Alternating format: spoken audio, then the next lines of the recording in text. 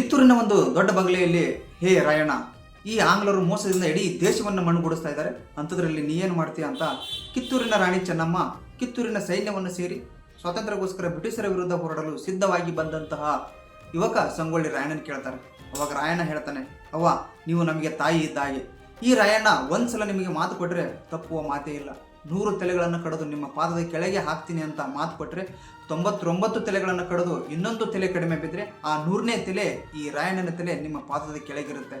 ಈ ಆಂಗ್ಲರು ಮೋಸದಿಂದ ಗೆದ್ದಿರುವಂತಹ ಕಿತ್ತೂರನ್ನು ಮತ್ತೆ ಗೆದ್ದು ತಂದು ನಿಮಗೆ ಒಪ್ಪಿಸಿಲ್ಲ ಅಂತಂದರೆ ಈ ರಾಯಣ್ಣ ನಿಮಗೆ ಮುಖ ತೋರಿಸಲ್ಲ. ಯಾಕೆಂತಂದರೆ ಈ ರಾಯಣ್ಣ ಆ ರಣರಂಗದಲ್ಲಿ ಪ್ರಾಣ ಬಿಟ್ಟಿರ್ತಾನೆ.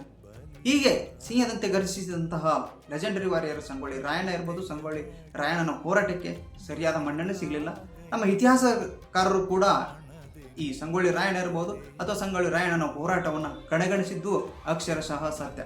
ಆಗಸ್ಟ್ 15 ಬಂದರೆ ಇಡೀ ದೇಶವೇ ಈ ಸ್ವಾತಂತ್ರ್ಯದ ಉತ್ಸವದಲ್ಲಿ ಪಾಲ್ಗೊಳ್ಳುತ್ತೆ.